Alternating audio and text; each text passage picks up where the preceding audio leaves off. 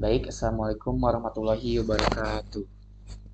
Sebelumnya perkenalkan saya Muhammad Yusril dengan NIM 12320800066 dari kelas 5B. Di sini saya akan menjabarkan atau mempresentasikan hasil dari analisis artikel jurnal yang saya akan analisis kita atau akan saya bawakan untuk di kemudian hari nanti. Pertama, yang pertama yaitu yang berjudul Determination of Chemical Oxygen Demand in Water Samples Using Gas Phase Molecular Absorption Spectrometry dengan autornya yaitu Chen, Song, and Wang M. Kemudian jurnalnya yaitu Analytical Letters volume 53 isu 14 pada tahun 2020. Untuk artikel yang kedua yaitu Promoting System Thinking Using Project and Problem-Based Learning. Untuk autornya yaitu Nagarazan and Overton. Untuk jurnalnya itu jurnal dari JCE pada tahun 2019. Kemudian yang artikel ketiga yaitu Simple Spectrophotometric Method to Measure Surfactant CMC by Employing the Optical Properties of Curcumin Tautomers dengan autornya yaitu Mabruk, Marentete, and Horst. Jurnalnya itu Chemical Education untuk pada tahun 2021. Kemudian untuk permasalahan pokoknya, artikel pertama metode yaitu berupa metode pengukuran COD atau chemical oxygen demand yang umum digunakan, misalnya seperti titrasi di kromat, memerlukan waktu lama, bahan kimia berbahaya seperti K2CR2O7, dan bergantung pada keterampilan operator. Nah, hal ini menyebabkan keterbatasan dalam pengujian cepat dan akurat kualitas air. Untuk artikel kedua, permasalahannya yaitu mahasiswa kimia sering gagal memahami keterkaitan antara konsep kimia, sistem lingkungan, dan konteks sosial seperti fragmented understanding. Pembelajaran konvensional belum efektif menemukan kemampuan sistem thinking ini. Untuk artikel ketiga yaitu metode konvensional penentuan critical missile concentration atau CMC surfaktan sering kompleks dan membutuhkan alat mahal sehingga kurang cocok untuk pembelajaran di pembelajaran dasar mahasiswa pada kali ini. Kemudian untuk pentingnya penelitian ini untuk artikel pertama, pengukuran COD merupakan indikator utama dari pencemaran air. Nah, mengembangkan metode yang cepat, akurat, dan ramah lingkungan sangat penting untuk menunjang pemantauan kualitas air dan mendukung keberlanjutan lingkungan. Untuk artikel kedua, yaitu sistem thinking penting agar mahasiswa mampu melihat keterkaitan antara kimia lingkungan, kimia, dan masyarakat. Gitu. Kemudian pembelajaran kimia ya, yang kontekstual dan berbasis proyek dapat menumbuhkan kemampuan ini dan relevan dengan pendidikan berkelanjutan seperti contohnya yaitu sustainability education. Untuk artikel ketiga yaitu CMC merupakan konsep penting dalam kimia fisik dan analitik serta relevan dengan isu lingkungan seperti contohnya yaitu karena surfaktan adalah sumber pencemaran air. Nah, metode sederhana diperlukan agar mahasiswa dapat mempelajari konsep ini secara praktis. Nah, rumusan masalahnya atau tujuan penelitiannya untuk artikel pertama menentukan apakah si metode gas phase molecular absorption spectrometry ini dapat digunakan secara efektif gitu untuk menganalisis kadar COD dalam suatu sampel dengan hasil yang akurat, efisiensi, dan ramah lingkungan. Untuk artikel kedua, mengkaji bagaimana PJBL dan PBL dapat diterapkan untuk meningkatkan sistem thinking dalam pembelajaran kimia. Untuk artikel ketiga, yaitu mengembangkan metode spektrofotometri sederhana menggunakan kurkumin sebagai zat indikator untuk menentukan nilai CMC surfaktan dengan mudah, cepat, dan ekonomis di laboratorium pendidikan. Nah, untuk kerangka teoritiknya pada artikel pertama, yaitu prinsip pembentukan misal surfaktan dan perubahan sifat optik indikator atau kurkumin. Nah, teori absorbansi contohnya seperti hukum Lambert-Beer, kemudian pendekatan hands-on learning and experiential learning dalam pendidikan kimia. Kemudian untuk artikel kedua yaitu teori kontraktivisme seperti teori dari Piaget dan Vygotsky. Mahasiswa membangun sendiri pengetahuan melalui pengalaman. Kemudian consensus system thinking, kemudian juga teori experiential learning. Nah, untuk artikel ketiga, prinsip spektroskopi molekuler gas untuk mendeteksi produk oksidasi dari bahan organik. Kemudian reaksi oksidasi bahan organik oleh oksidator kuat seperti contohnya ya di kromat atau K2CR2O7 tadi menghasilkan CO2 yang dapat diukur secara spektrofotometrik. Kemudian konsep dasar analisis kimia lingkungan dan parameter pencemaran air. Nah, mungkin di sini ada kesalahan teknis ya Untuk penempatannya di artikel pertama ini sama artikel ketiga ini kebalik gitu.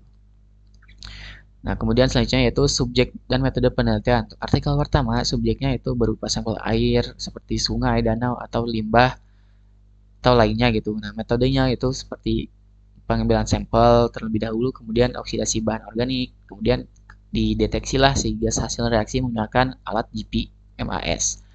Nah, parameter yang divariasikannya yaitu seperti waktu reaksi, konsentrasi oksidator, suhu, dan panjang gelombang pengukuran. Untuk artikel kedua, subjeknya yaitu mahasiswa kimia di Universitas di Inggris. Metodenya berupa kajian konseptual dan sintesis literatur atau review terhadap penerapan PJBL dan PBL. Dan untuk artikel ketiga, subjeknya itu mahasiswa kimia juga di tingkat awal, tetapi metodenya itu eksperimen laboratorium pendidikan. Nah, kemudian instrumen dan pengumpulan data. Untuk artikel yang pertama, menggunakan alat gas atau GMAS, kemudian tabung reaksi tertutup, sistem pengaliran gas, serta alat kontrol suhu. Nah, datanya yaitu data COD diperoleh melalui intensitas absorpsi gas hasil reaksi yang kemudian dikonversi ke nilai miligram per liter COD. Untuk artikel kedua, karena bersifat literatur ya, atau bersifat review, data dikumpulkan dari hasil penelitian sebelumnya. Kemudian instrumen utamanya berupa kerangka analisis sistem thinking framework yang digunakan untuk menilai efektivitas model pembelajaran. Untuk artikel ketiga menggunakan alat yaitu berupa spektro UV-Vis untuk mengukur absorbansi larutan. Datanya berupa hubungan antara absorbansi dan konsentrasi surfaktan. Nah, untuk pengolahan dan analisis datanya, untuk artikel pertama, data absorban gas diolah menggunakan kurva kalibrasi, yaitu contohnya kayak hubungan absorban versus konsentrasi COD standar. Nah, analisisnya dilakukan secara statistik seperti linearitas, presisi, akurasi, dan limit deteksi. Untuk artikel kedua, datanya dianalisis melalui pendekatan tematik meninjau pola dan hasil dari berbagai penelitian tentang PJBL dan PBL, kemudian disintesis untuk menarik kesimpulan umum. Nah, untuk artikel ketiga plot absorbansi terhadap log konsentrasi surfaktan, kemudian ditentukanlah titik perubahan kurva atau titik CMC-nya. Nah, analisis statistik sederhana digunakan untuk ketepatan pengukuran. Nah, temuan dan kesimpulan untuk artikel pertama, metode GPMAS mampu menghasilkan pengukuran COD yang lebih cepat atau kurang dari 10 menit dan ramah lingkungan tanpa menggunakan bahan yang beracun. Hasilnya akurat dan sebanding dengan metode standar titrasi dikromat. Kemudian untuk artikel selanjutnya, PJBL dan PBL efektif untuk menumbuhkan sistem thinking jika dikaitkan dengan masalah nyata, misalnya seperti lingkungan, air, atau energi. Namun implementasi di bidang kimia analitik dan laboratorium masih terbatas. Untuk artikel yang terakhir, metode berbasis kurkumin efektif, murah, dan mudah dilakukan untuk menentukan CMC surfaktan. Nah, selain itu juga metode ini meningkatkan pemahaman mahasiswa terhadap hubungan struktur kimia, sifat fisis, dan fungsi molekul. Nah, manfaatnya untuk artikel pertama menjadi dasar untuk mengembangkan pembelajaran berbasis proyek PJBL tentang analisis kualitas air menggunakan metode spektrofotometri, misalnya UV-Vis, agar mahasiswa memahami hubungan antara teknologi analitik dan isu lingkungan. Untuk artikel kedua menjadi landasan pedagogis untuk menggabungkan eksperimen analitik seperti COD atau CMC dengan pembelajaran PJBL agar mahasiswa mengembangkan sistem thinking dan dalam konteks kimia lingkungan.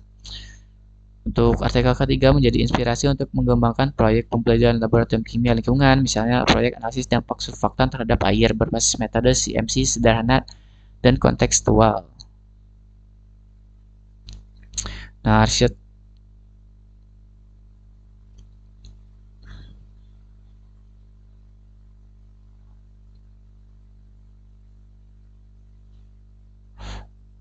Nah, kemudian itu research gap. Nah, mungkin di sini salah penulisan juga ya. Mungkin di sini maksudnya itu research gap dari ketiga artikel ini. Nah, untuk artikel pertama, penelitiannya masih berfokus pada optimasi kondisi laboratorium seperti suhu waktu. Kemudian tanpa mengeksplorasi aplikasi di lapangan atau sistem monitoring berkelanjutan. Nah, kemudian juga belum dieksplorasi lah bagaimana pendekatan pembelajaran berbasis proyek atau sistem berbasis proyek atau sistem dapat diterapkan untuk memperkenalkan teknologi analisis air ini kepada mahasiswa. Nah, keterkaitannya itu antara inovasi teknologi analitik dan pendidikan lingkungan masih belum dijembatani. Untuk artikel kedua, kajiannya kan bersifat review konseptual, belum meneliti implementasi praktis dalam konteks laboratorium kimia atau proyek nyata berbasis lingkungan. Belum juga ada penerapan spesifik mengenai PJBL atau PBL untuk eksperimen analitik tertentu, ya, contohnya seperti pengukuran COD, CMC, atau kualitas air. Kemudian juga kurangnya data empiris tentang efektivitas pembelajaran berbasis proyek terhadap pemahaman kimia lingkungan mahasiswa. Untuk artikel terakhir, yaitu meskipun berbasis pembelajaran eksperimental, belum dievaluasi bagaimana metode ini meningkatkan kemampuan sistematik atau koneksi konsep kimia dengan isu global atau lingkungan. Kemudian tidak membahas juga integrasi antara eksperimen kimia analitik dan pendekatan PJBL atau PBL berorientasi keberlanjutan. Kemudian juga kurang eksplorasi mengenai keterkaitan hasil eksperimen, misalnya CMC surfaktan dengan dampak lingkungan nyata seperti polusi air oleh surfaktan. Mungkin di sini research gap dari ketiga artikel ini ya. Nah, kemudian research gap dengan artikel lain. Yang pertama, artikelnya itu Relationship, Importance, and Development of Analytical Techniques, COD, BOD, and TOC in Water Overview Through Time. Nah, artikel pertama ini berfokus pada inovasi teknis satu metode baru. Sedangkan